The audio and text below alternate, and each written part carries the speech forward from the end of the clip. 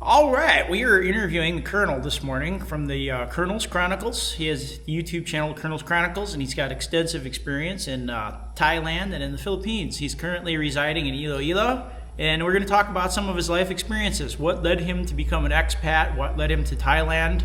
Some of his trials in Thailand. He's had some experience farming, building a house. In a relationship in Thailand, it went south. We're going to get into the details here with the Colonel. So, all right. So, Colonel, why did you decide to go to Thailand? Okay. Yeah, I was working for the government in the U.S., and about 2 years before I was eligible for retirement, I took a trip, went on vacation to Thailand, and absolutely fell in love with it. And I thought that, this might be a good place to live. And I went back to the U.S., and the people in Thailand were great. I did have someone I was corresponding with, so that helped because I needed a contact in Thailand because of the language barrier. I went back, started learning the language, things like that, and then I transferred down to Florida, and I still had in my mind that, hey, what are you going to do when you retire? And I started looking at my expenses. I started looking at my home mortgage, insurance, taxes, electric bill in Florida, which anybody that lives in Florida, they know the expenses of living in Florida.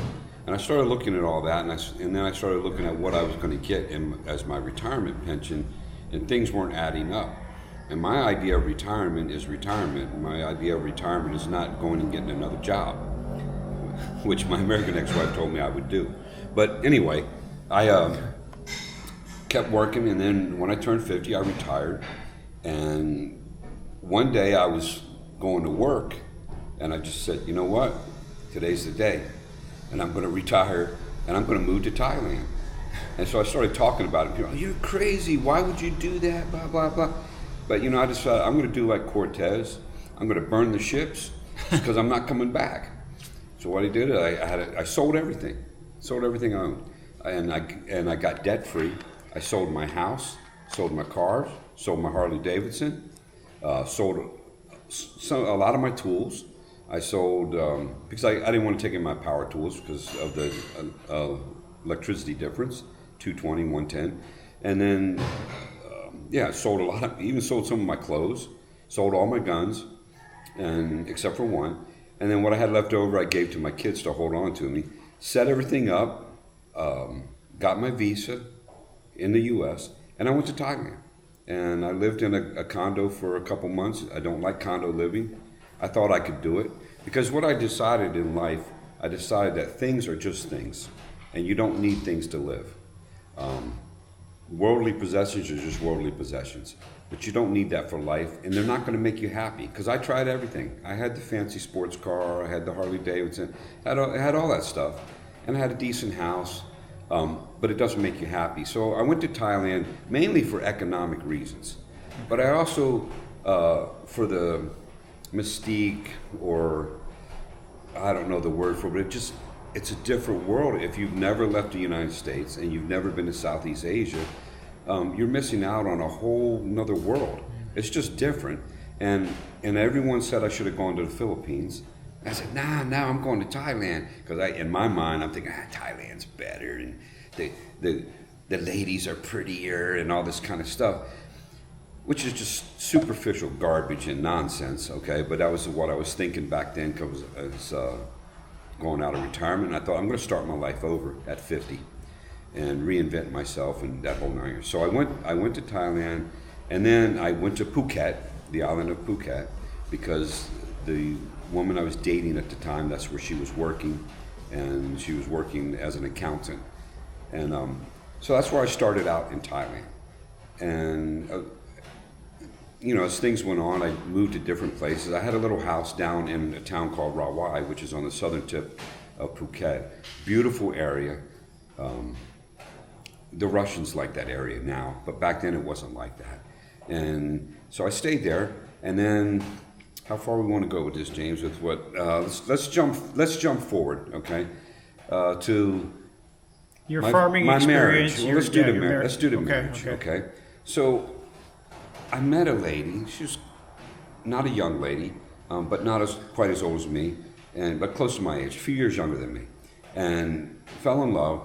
Thought I did, and she was a business lady, and I met her up in Bangkok, and I brought her down to Phuket with me, and we opened a shop doing the same. We're selling ladies' underwear, and then we changed it to swimming suits, swimwear, but mainly then we switched to swimming suits because we're right near the beach, and when the tourists come in, they always want to, or if there's a man who has a young girlfriend that he brings here, one of the first things he wants to do, let's go buy you bikinis. Because they want to see them in the bikinis and whatnot. So I love those customers because they would come in 2, 3, 4 swimming suits, and we're making 100% profit off of those swimming suits. So it was a pretty good business. But as time went on, her and I would sit around and we would discuss different things. And this is why we don't discuss politics. but anyway, we were starting to talk about the government in Thailand and stuff that she didn't like, or whatever the stuff she liked. And of course, I'm an American, so I had a different perspective on things. And it's a monarchy. Yeah. It's an absolute monarchy. It's not absolute monarchy. Okay, it's a monarchy, though. But it's a constitutional monarchy. Okay. But the king still there's a lot of power. He's the head of state. He has a lot of influence. And they have the majesty law or whatever. You can't speak bad about the royal family. No freedom of speech at all. So, but that wasn't even it. But anyway, she and I disagreed about something. It was something nonsensical, and she got really angry, and she went to the kitchen. She pulled a butcher knife out on me, like she was going to kill me. And I'm like, this lady's crazy. And she wasn't like that when I met her. She was a sweetheart and everything, but she had a hot temper, and I ended up putting a chair up between us. I'm thinking to myself, I didn't spend almost 24 years working in prisons to come over here and get stabbed to death by a crazy Thai lady. So after that, and I was able to, I got the knife away from her, and I didn't physically do anything to her, but I was able to calm her down and got the knife away. And so I gathered up all the knives and I hid them from her. Oh, so I was like, well, I'll be doing all the cooking or all the knife work, because I'm not letting her anywhere near a knife. And so anyway, that was that time. And then she apologized. Oh, I'm not going to kill you. I love you. And I'm thinking to myself, no, I don't know anything. So, I don't know what you're going to do. So as time went on, and about 2 months later, I don't know what, I think I was telling her that I wasn't happy with the way the relationship was going. And she pulled the knife on me again. I put the knives back out. She pulled a knife on me again. And that's when I said to myself, that's it. Yeah. And this time I said, you can't live here anymore. So she moved into the shop, and I went to the police this time, and I filed a police report. And I took a Thai person with me, and we filed a police report because I said, this is ridiculous. Mm-hmm. And then, and I didn't tell her. I went to the police. I didn't want her to know about that because I knew she'd get angry. And then, so we lived separated. We were actually legally married. And then, and this relationship was way too short. That's a mistake. When you don't jump into a relationship or a marriage with somebody, take time to know who they really are. And honestly, I kind of knew who she was during the marriage process, and I should have walked away then, and I didn't. So the red flags were there. Yeah, the red flags were there. Okay. And because she had a temper, and when the day of the ceremony that they had, and it wasn't a real Buddhist wedding ceremony. It was kind of halfway, 50-50, but they had the village elders in there, and he did the Buddhist liturgy, we'll call it, and whatnot. But she was acting strange that day, and she got drunk that day, and she actually literally passed out. I had to carry her off the dance floor because she passed out while dancing, and put her in the bed, and she was like unconscious. I thought this girl's gonna die. She's a lady. She's in her late 40s. So I was just like, wow. And so the signs were there, but I thought, you know what? No, Doug. Try to make this one work, because my marriage in America didn't work out too well. She was a cheater and a liar. But anyway, so she threatened me and went to the police. And then after that, she showed up in my house, climbed over the wall, because my house had a wall around it, climbed over the wall, came in, and I heard some noise. I went out, and she come walking to me, storming towards me, like, I know you have somebody in the house, which I didn't. I didn't have a girlfriend or anything. Very she was dramatic. accusing me of cheating, Okay. which I wasn't. And this is just like a week after we separated. And she went, and I blocked her path, okay? And then she pushed up on me. I just kind of like nudged her off to the side. Oh, you hit me. You hit me. I'm going to the police. Get you kicked out of Thailand. You assaulted me. I said, no, porn. That's the other thing. Don't marry someone with the nickname porn. But that's a whole other story. So anyway, I said, no, I didn't hit you. I'm keeping you from going into my house. She goes, well, I know you have another lady in there. I'm like, no, I don't do that. And so I got her to leave. And she went out. I closed the gate, locked the gate. She got on her motorbike, and she turned around and rammed her motorbike into the gate of my house, trying to hit me with it. Jeez. Bent the gate, broke one of the pieces of steel, and I told her, I said, "Are you crazy? What are you doing? I don't own this house. I rent this house." I said, "Now I got to go tell the owner of the house, which was this Thai lady, and her nickname was the boss. So you can put into whatever connotation you want to that." And but anyway, so I did. I told the owner, and the owner said, "Hey, you tell her to come talk to me." So I went by the shop. It was just down the road from where I live. I rented a separate place for the shop, and I told Porn. I said, "Hey, the owner wants to talk to you about you running into the gate." "Really?" I said, "Yeah, you need to stop by and talk to her. She wants to see you. Don't make her come find you." So she did, and I wish I'd been a fly on the wall for that discussion, because afterwards I said, "Well, what'd she say to you?" "I won't be coming to your house anymore." So I went to the owner. I said, "What did you say to her?" She goes, "I told her." She goes, "She needs to pay me for that damage, and she's not to ever come over here again. And if she does, if I just see her drive down the road," because the lady, she owned all the houses on that street. She said, "If she comes over here, I'm calling the police and having her arrested." I said, "Okay, well, thank you." So evidently, yeah, that worked, and she didn't come over to my house anymore. And so as time went on, I left that situation, and several months went by, a while went by, and I thought, I want to start dating again. And I decided, instead of these crazy old ladies, I'm going to do like other foreigners do.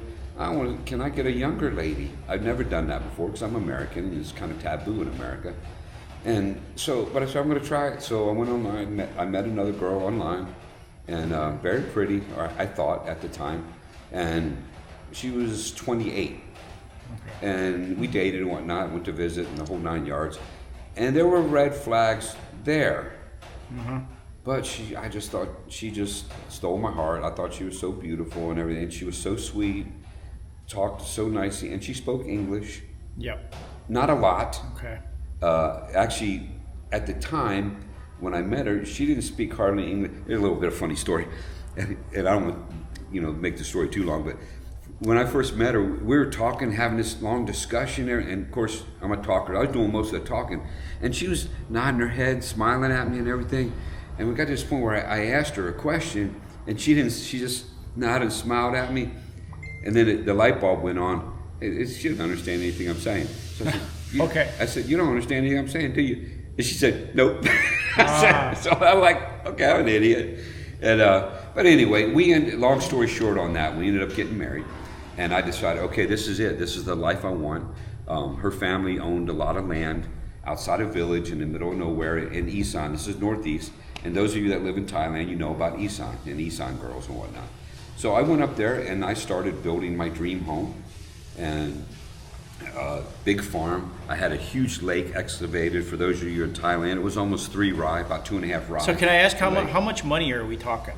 You invested a lot of money apparently in Thailand. Yeah, well, okay, we get back to the first thing. As far as money, I bought a 300cc motorbike, a Honda Forza, which isn't available. It's not available, not marketed here in the Philippines, but it's a very popular bike now in Thailand. At the time, on Phuket, I think I probably had the first one or the second one on the island of Phuket. Now they're all over the place. Very nice bike, big bike for over there. And then and that's what I use for transportation. Then after I got married to Porn, and just so you guys know, Porn and I we're on friendly terms and everything. And she admits that she was crazy back then. And she's with some Russian guy now.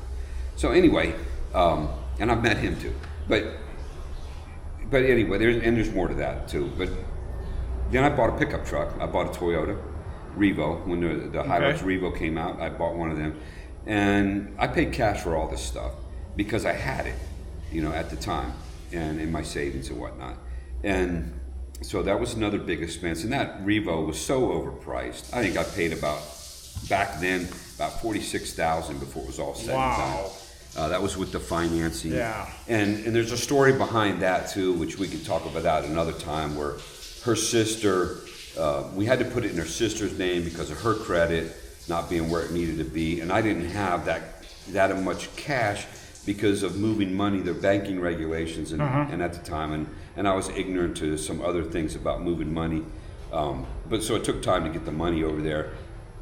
And I had worked out a deal with her sister, between her, me, and her sister, and everything was cool. As long as the relationship was fine, it was cool. But when I went to divorce her, then the sister was like, "Oh no!" And when I paid off the truck, I said, "Okay, I need you to send me the book, the owner's book and stuff for the truck." "Oh no, I'm not sending that to you because you're not still with my sister, and you didn't treat my sister right, so I'm not doing that." I said, "Oh, really?" But see, in Thailand, possession is 9/10 of the law. And I had the truck, and everyone I talked to was like, "Hey, you have the truck, don't worry about it." But, I'm sorry, once I paid the final bid on the truck, I wanted it to be mine. And so that was a big contention for a long time. And then several years later, but I drove the truck for several years without having it in my name, just drove it, never had a problem. And then several years later, when Porn and I, we were on friendly terms and stuff, she actually helped me get the book from her sister. Her sister didn't want to do it. We kind of had to hoodwink her sister a little bit. And her sister sent the book and all the paperwork to my ex. And then my ex turned around right away and gave it to me because she wanted to be on the up and up and show me that, hey, she's not a bad lady like she was when she was with me, because it was crazy what she was doing. She was trying to show me she's reformed her ways. And then her sister got angry. Her sister got real angry with her. And then they wanted me to change the book into my name really quickly, and I didn't do that. And her sister was so angry, like, "Oh, he's going to do something with that truck." And they were changing the laws in Thailand or enforcing some regulations at the time. She goes, "I won't be able to get my driver's license renewed because there's some speeding tickets on that truck and they're not paid, and this, that, and the other, and all kinds of stuff." And I rectified all of that, and then I got it put in my name and everything like that. And so let's move to your farming experience. Okay. You decided, how much land did you buy? You bought it in her name, obviously, or no? Okay, the land. So you're with this new lady. I married the young girl. You married the younger girl. And how old is she? 28. 28. I was 52. She was 28. Okay. Very nice girl, but I didn't have to buy anything. Okay. Okay. The land that her family welcomed me in. Everything. That's the best everything way. was cool, and everything was good. And they lived out in a small village in Isan, south of Nong Bua Lampu area, Sibunaran. Nice area. And the people were friendly enough and whatnot, no issues. And so her grandmother owned the family land, which, it's land owned by the king, but given to the people. But the king can take it back anytime he wants. So there's no chenote, which we call like deed or anything like that, on the house out there. Okay. So, but her grandmother said, "Sure, Doug, you can build a house out here. You can do whatever you want on this land." So there was a small pond lake that the grandfather had dug, and there was some snakehead and some other fish. So I started stocking more fish in there. And my whole plan there was to build my retirement empire, so to speak, and set up that family so that they would have food and subsistence for the rest of their life. That was my gift to them, because I wasn't going to be able to give them a large amount of money if I passed away. So I didn't have to buy the land. So I designed the house myself, and then realized, okay, you had to get your home plans approved, and we worked through all that, but I did it myself. And then we had a neighbor in town when we lived in Nong Bua Lampu who worked in that office, and she assisted us a little bit also, and I won't get into all that. But so I started building, and as far as money, really didn't spend as much money as everybody would think. And I don't have the exact figures anymore, but I probably, on that house and the land, I might have spent, I don't know, Jane, I don't remember, but it really just wasn't. A ballpark estimate. Yeah, I'm just, because I got to subtract the money I spent. I started out with like 180 some thousand, but I bought that truck, so that's down to 140, whatever. And then the bike, another six, so down to 130. So I probably spent on that. It was over 100,000 probably on everything. But mostly what I spent money on was building materials. But before that, I decided I like to fish, and I'm going to build my own lake. And so we excavated this huge lake, and it was 3 to 4 meters deep, and started filling it up with water. I had a well. I put a well in there. We're losing the battery here? That's okay. Okay. I had a well dug, a deep well. Not as deep as I wanted, but I got the well, so I had water. I bought a generator, so I had electricity, because there's no power out there in the rice fields. That land was, before, it had all been used as rice paddies, cassava fields. Okay. So how was the water table? Pretty close?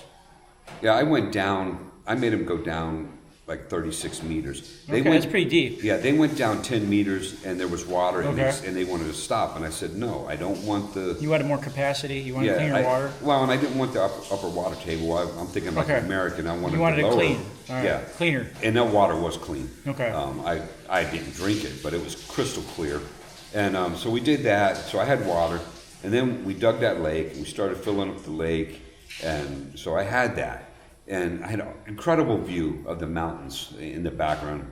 And then I started building the house. So I plotted that all out. I started doing it by hand. I was digging by hand for the foundations and stuff. Okay. And I decided I got the ability. I can do this house myself. And so we did that. Finally, I got an excavator, and we dug the foundations much bigger than what I wanted. One of the corners, you'll laugh at this, and my brother laughed at me because he's a contractor. One of the corners on my foundation for the slab, because I wanted a monolithic slab, which most Thais don't do, and over in Asia you don't do. Nope. But I'm thinking of like American. Yeah. That's what I know how to do. And that's what I did. The one quarter was probably 1 cubic meter of concrete. Just the one corner on that slab. Wow. But because of the way the guy dug it, and I didn't want to fill the holes back in. And I put gravel down, I had plastic down, I did doing everything like a proper American house build. And I had this huge slab of concrete, and it was 14 meters by 14 meters is what I built on. And I did a little bit different construction there. I did a double wall construction using AAC block, which is the aerated autoclave concrete. It's the very lightweight white blocks, and they do have them here in the Philippines too. So anyway, a long story short, I did all that. A beautiful home, and I had to go back to America because my father's health was deteriorating quickly. He was 87, and 86 or 87, and I had noticed during this time too, my relationship with her was changing. The idea was she was going to go out and help me build the house and help me on the farm and everything. But we also had a shop selling ladies' underwear because that model seemed to work real well when I was in Phuket. But she was not business minded, even though I was teaching her everything.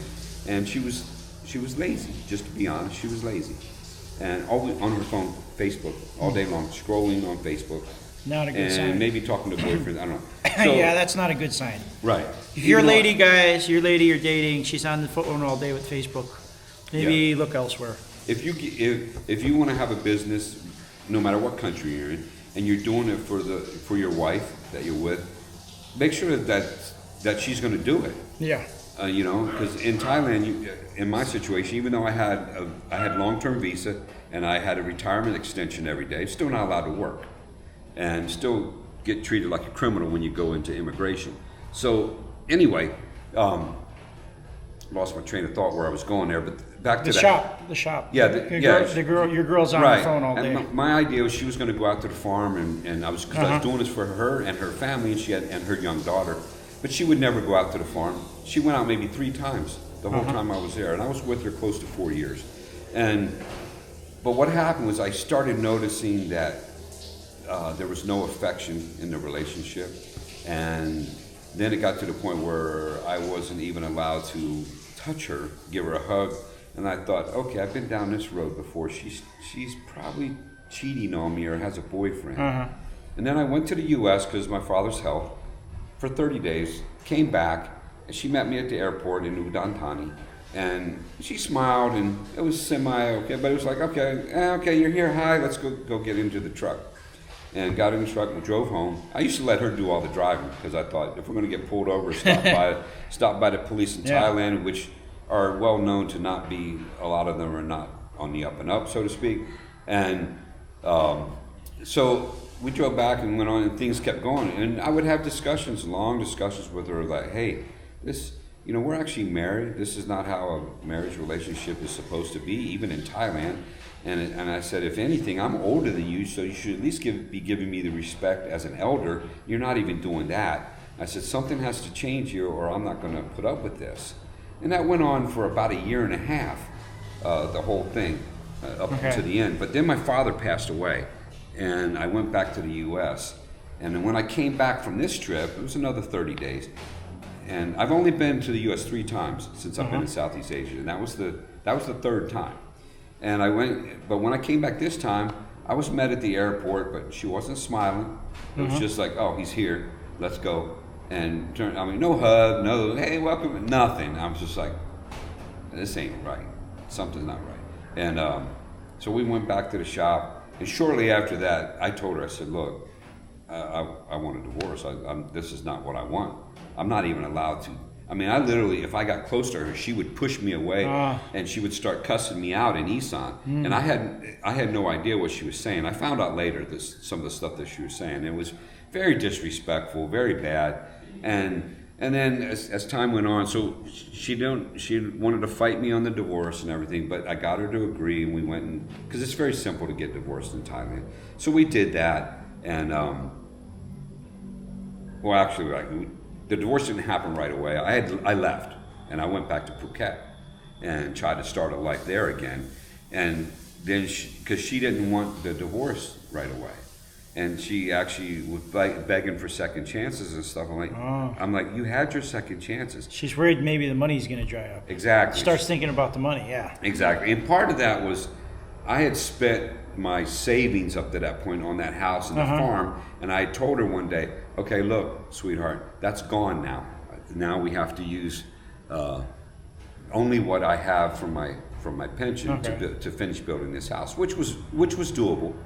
But we were also we didn't even get into the farm, Jane. I was raising turkeys, chickens. I've seen the photos. Quail. At one time, I had 50 turkeys at one time because we were hatching. I wish I could do that. Yeah, I was letting them. They were getting broody. I was letting them hatch their own. That's great. Turkeys. But turkeys that's an interesting venture, and we can have a whole video on that. But then I wanted to do quail because selling quail eggs is pretty lucrative. Yeah. And I had up to at one point 500 quail. That's amazing. And I built all the cages, all that stuff myself. And let's see, what else did we have? Oh, then we had wild dogs, which took care of my turkeys. And yeah, that ended the turkey business, the wild dogs. I was so angry. But by then I'd already decided that she and I are splitting up. So I started not caring. Yeah. And I stopped working on the house. When I realized that she was cheating on me, that's because that was what I was looking at. I was like, okay, she's probably cheating on me. You know what? I'm not building this house for them anymore. So I absolutely stopped. And I had the roof on. When did you find out for sure? Did you just guessed? I was just guessing, but I have pretty good instincts with that because I've been down that road before. And what confirmed it was after the divorce. And there's a whole bunch with the divorce too, where I didn't divorce her right away. And then she calls me up and begs, hey, you need to come now to divorce me. I said, well, I don't think so. I'm down here in Phuket. That's a 7 or 9 hour trip. I'll tell you, I'll come up there in a few months and then we'll go do the divorce. No, I need you to come up here by the end of June or July, whatever it was. And that's when I said, oh, okay, she's got a new boyfriend. She's got somebody else that she wants to hook and marry, and which that was the case. So eventually I went up there and we did that. Of course, she didn't tell me any of that. Now, she had an aunt who was a young lady that was married to her uncle. There's another situation, the Thai man, he was older, she was younger. And she ended up divorcing my ex's uncle. And I got this message one day, hey, Doug, I need to talk to you about some things. I'm like, oh, really? I'm like, well, first of all, I was like, why is she contacting me? And now I had helped her in the past with business and some other things, and her kids. So financially, I'd helped them. And anyway, so what she did then, long story short, she confirmed everything that I suspected. And she said, yeah, when you went to America, yeah, she was having sex with the local policeman. And which is what she had done to her first Thai husband. Okay. Now, and that's also when I found out that everything she told me was a lie. Everything was a lie. Even the story about her ex-husband. You know, she made out that he was a bad guy and he was off and he wasn't supporting his daughter.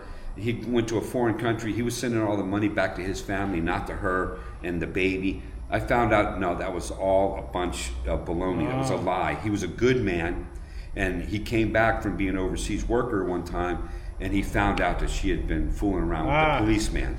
And her aunt was talking to me, and she said, no, you know, he was a good man. She lied about all of that. And what the one red flag early on was she kept telling me about this pickup truck that she bought, and then it was stolen from her right out of the Tesco Lotus parking lot. Well, anybody that lives in Thailand, you know that there's cameras everywhere. And I'm ex-law enforcement. I'm like, no, something's not adding. I said, are you sure it was stolen? I said, the police would have found somebody in Thailand that stole that. Even if they had to create somebody, they would have found somebody that stole your truck. Are you sure that was stolen? Yeah. And I walked away. I let her go with that story, but I knew what really happened was that she probably bought the truck, got late on the payments, and it was repossessed. I found out later, it was confirmed that, yeah, not only that, she bought the truck, she made no payments. So about how much money? They money? Repossessed. So about how much money? So how long did it take from that point when you're getting a divorce from the second wife till you decided to come to the Philippines? Okay. How much longer were you in Thailand? Many years. Okay. That was many years. Okay. So I was with her like eight years ago. 7 years ago now. 6 years ago, divorced. So what I did then is I left and went back to Phuket and started living my life again in Phuket because I really enjoyed Phuket. Thailand, beautiful island to be on. And then COVID hit, and so this is back before COVID. That's how long. And I got stuck on that island. Okay. And I got stuck in the house. You know, everybody remembers the nightmare of that debacle called COVID. And anyway, I won't say any more on that. I just was not happy in Thailand during COVID, put it that way. But I had a nice little house I was renting by myself and whatnot. And then what happened after that? I wasn't doing any business, just living off my check. And finally was able to get off of there, and I started a relationship with a lady that I'd known from when I lived up in that area with my ex-wife. And we started talking and dating and stuff like that. And her family offered me to come up and live on their property because they had extra houses. And there was they had a building that was sitting there vacant. It was actually a shop at one time, right on. And I said, well, that's very kind of you. Are you sure? You don't want me to pay rent? No, just we want you to come up here and live. And then it became a win-win situation because I said, you know what I'll do? I'll refurbish this building. I'll remodel this building for you and turn it into a house because I had the tools, I had the skills. Oh, let's back up. The day that I left my ex, that was funny. She came home in the truck. She was angry about something. And I'd been thinking about leaving her for a long time. But that day, that was the day. Because I could tell she was upset about something. I'm like, I'm not trying to get killed.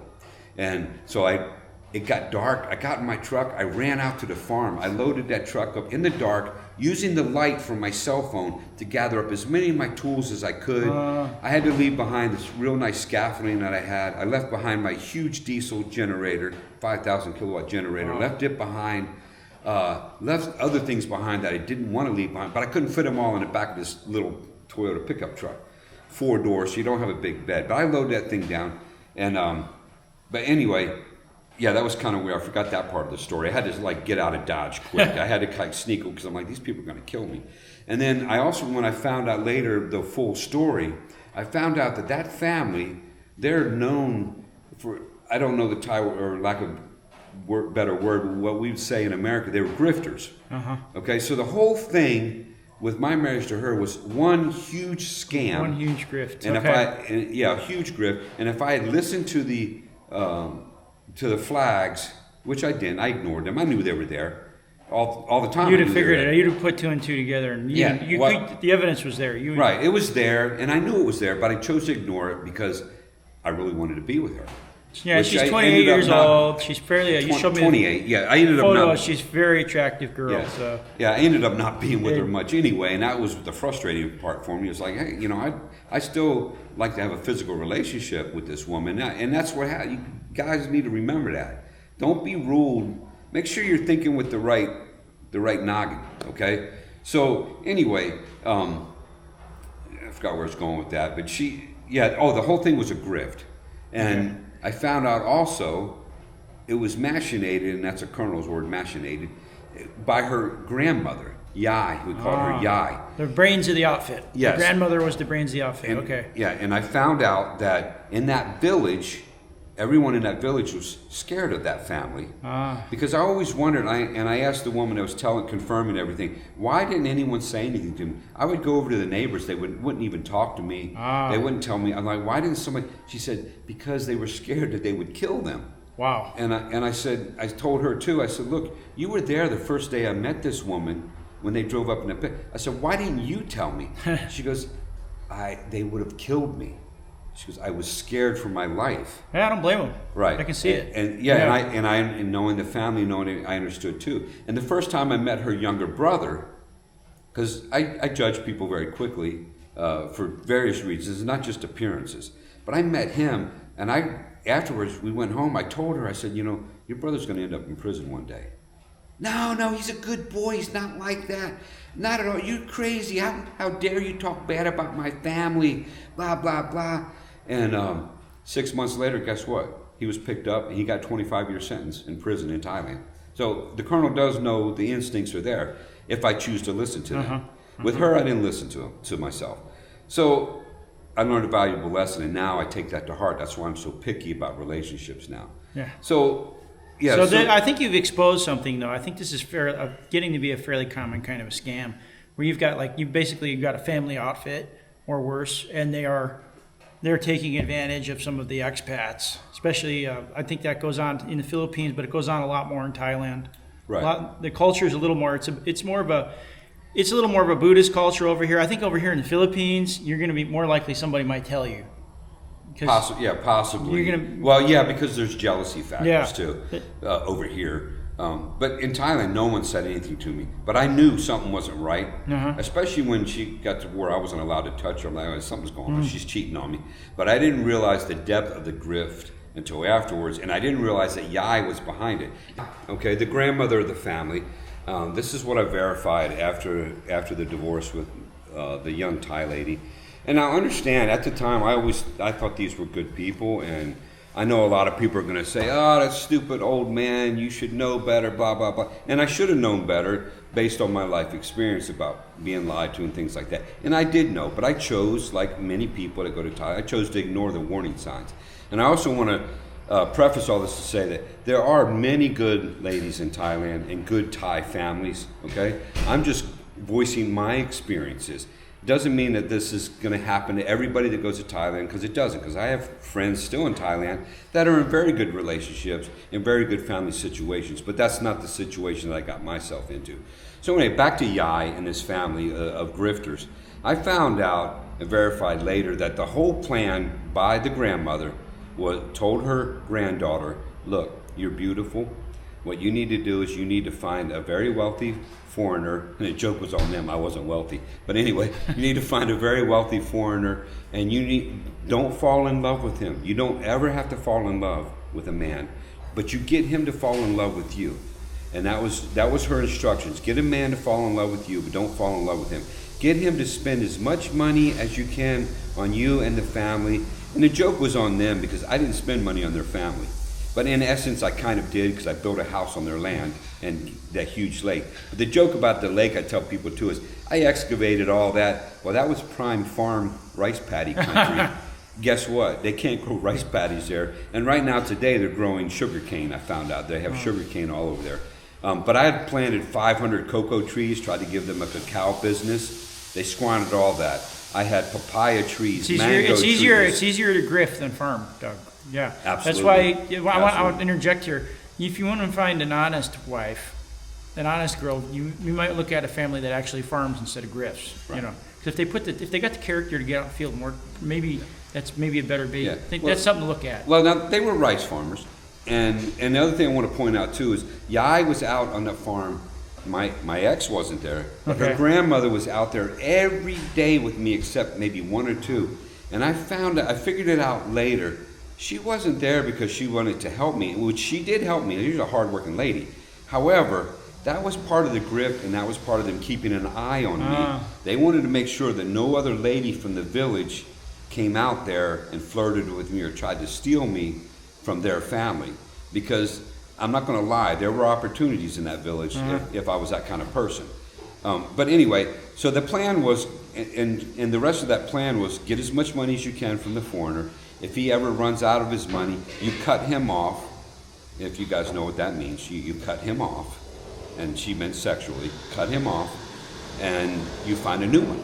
Okay. That's exactly what she did, okay? And then I was prolonging the divorce situation. Even you can be divorced in 20 minutes in Thailand. But I was prolonging that, and then she put a rush on it and said, no, we need to get divorced now. That's because she had met a German man, and a man much older than me. And she had met him through a mutual German acquaintance of ours, because she told him her side of the story, and he didn't hear mine. When he heard mine, he's like, oh my goodness, Doug, I'm so sorry. I introduced her to my best friend. I said, oh my goodness, why did you do that? She's going to take him for any money, everything that he has. And that's what, and she's doing that now, still today. She's with that guy, and he has no clue. Because we tried to warn him, and he's like, oh no, she loves me. And she told him the same thing. Who are you going to listen to? Somebody else, or are you going to listen to the woman that loves you? And that's what she told to me when I went to her about warning signs and stuff. She goes, no, I love you, I love you. That's a bunch of malarkey. She didn't love me. So anyway, the plan worked, and that's what they did. And I spent a good chunk of my 401k I spent on that family, basically. But I'm fortunate. I didn't lose everything because I still have my pension from my job. And I knew that at the time.